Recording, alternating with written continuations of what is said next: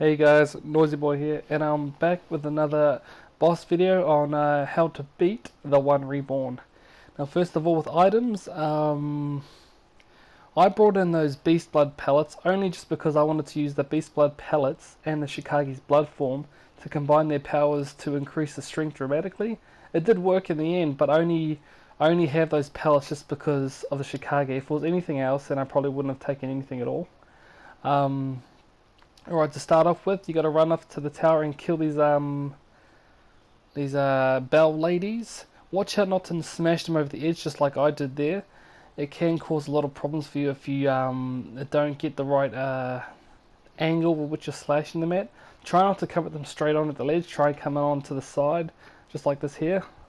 Slide on so it doesn't fall off the edge and stuff like that. So it's pretty much the first little tip there. The fight isn't over if you bloody miss them. Like I'll just show you here. This was my second attempt on my walkthrough. If you just come back to where he was, you can just drop right down. You kind of have to time it. You don't really have to, but you can.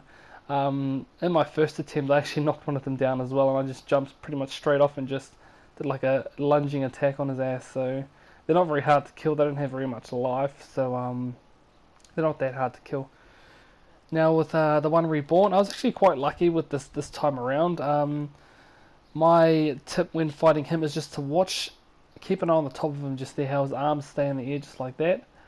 When he does that little AoE attack, I pretty much just try and run around him because he's gonna drop stuff on top of you like that, and then I just stay on his ass, just stay at his rear end, and just keep slashing him as much as possible.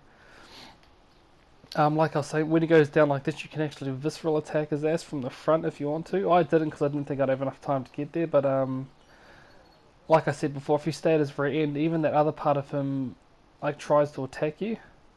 I don't know why I didn't go in and visceral attack him there. I thought he was getting back up. That was pretty much the confusion, but he wasn't. When I was saying before that I was lucky, there's like a variety of attacks that he does. Obviously his AoE attack, just like he did before. You can use these towers as cover. Like he does that AoE attack like I was just saying before, and he charges it up, so he gives you plenty of time to get away from it. But like I said before, yeah, just like run away. It's pretty easy, so you can just pretty much run away from it really. Yeah, I think the reason why I was running up on these towers is because I didn't kill one of the light areas there. So there should be 6 of them, I think, and I didn't actually realise that this one was still alive. You can do like a jump and attack on his ass. Takes off a fair whack of damage. See, when he does that attack there, he's powering up for his AoE. A really powerful attack if you don't get away from it. And then what he's pretty much doing is his hands are in the air and he's about to drop some more attacks from the sky.